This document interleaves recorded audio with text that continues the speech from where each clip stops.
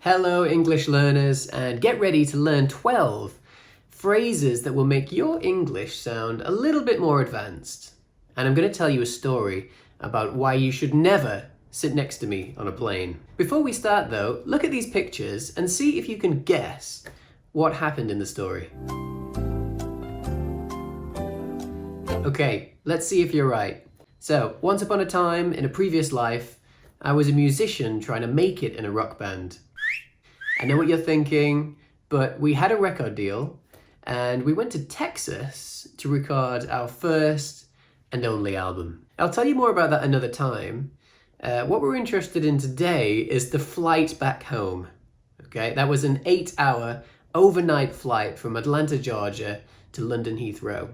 We boarded the plane and I sat next to Mark, the bass player in our band. The plane took off and we barely had time to decide which film we were going to watch on the in-flight entertainment before the flight attendants started serving dinner. To our delight, we also discovered that the bar service was complimentary.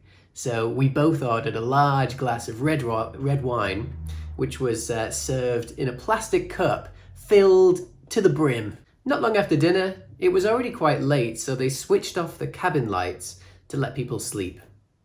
My tray table was down because I still had half a glass of red wine left to finish, but I was definitely starting to feel drowsy. Now, I don't know if this is the same for you, but when I fall asleep, I sometimes do a sort of twitch. It might just be like a leg or maybe an arm, but it's usually very sudden and violent. You know where I'm going with this, right? As I was nodding off on the plane, I suffered from a particularly violent leg twitch. My knee jerked upwards, hitting the tray table, sending 250 milliliters of red wine into the air. Luckily, most of it landed on Mark, and he let out a confused shriek as he was abruptly woken up by the unwelcome sensation of wine soaking into his jeans. He switched on his light and groaned loudly when he saw what had happened. Most of the surrounding passengers had woken up at this point and were turning around to see what the fuss was about. A concerned flight attendant came over, but after explaining the situation to her, she put her hands to her mouth to stop herself from laughing in our faces and invited Mark to go to the toilet to clean himself up.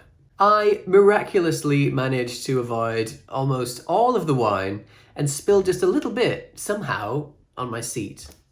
Nothing a few tissues couldn't sort out. Mark, on the other hand, wasn't so lucky, and after apologizing, I told him to look on the bright side and remember that in only 6 hours we'd be landing in London.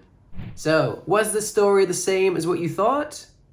If you enjoyed this, don't forget to subscribe to the channel, leave a comment, and click the link in the description to practice these phrases with loads of activities and games from Chat Bubble. So, thanks a lot for watching and see you next time.